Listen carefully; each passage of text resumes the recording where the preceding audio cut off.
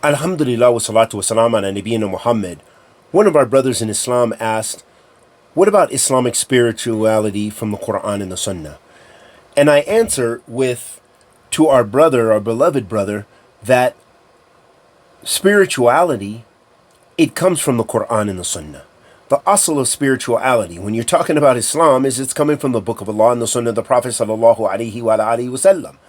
And in that regard, you don't need other than that. You actually don't need those other books. Are fantastic. They're excellent. They support, but they are coming from the book and the Sunnah. So an excellent book that comes and is derived and is built upon the Quran and the Sunnah is Imam An-Nawawi's book, Riyadh al-Salihin. Riyadh al-Salihin is full of immense benefits and fruits of knowledge and fiqh and wisdom, especially if you can get some of the explanations of Riyadh al-Salihin. And you'll find what is referred to as raqa'iq, the heart softeners, all throughout Riyadh al-Salihin. Chapters dedicated to sincerity, chapter dedicated to following the Sunnah, chapter dedicated to, taqwa, piety, a chapter dedicated to humility, chapter dedicated to patience. So those are all the tools, if you will, for your box of Iman. Those are all tools for your box of Iman, meaning all of those concepts are part of Iman, and they are a necessity of Iman. And so with that being the case, when you read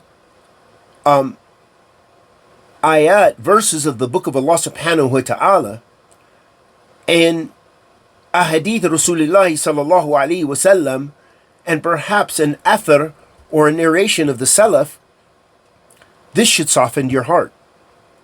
This is your Islamic spirituality. Now, your practice of it is where you're going to have the feelings and have the insight, the basira and insight, and develop that wisdom. It comes through implementation of the concepts that you're reading. But the Sunnah of the Prophet sallallahu alaihi wasallam is full of Islamic spirituality, and we don't need to add or subtract from it. Nor do we need to distort, as many of the people of so-called tasawwuf, Sufiya, do.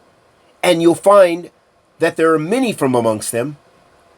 They go way beyond the bounds, and some of them go to the level of such a level of extremism that they leave the fold of Islam.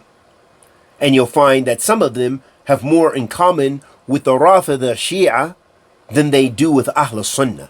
So this shows us the danger of delving into ideologies and concepts which are really not, even if they might be loosely inspired by the book and the Sunnah, they are built on lies and distortions and aberrations. So it's so important, if you want to increase your knowledge and increase your spirituality, start making Qiyam al-Layl and read the ahadith of Rasulullah sallallahu alaihi wasallam about Qiyam al-Layl. Start doing your adhkar. Start making your dhikr, your remembrance of Allah subhanahu wa ta'ala, after salat and before you sleep and when you wake up and before going into the restroom.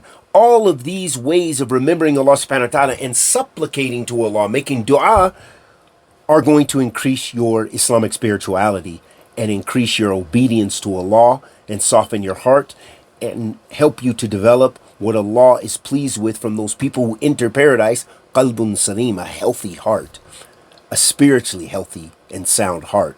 Wa sallallahu wa sallam ala nabiyyina Muhammad.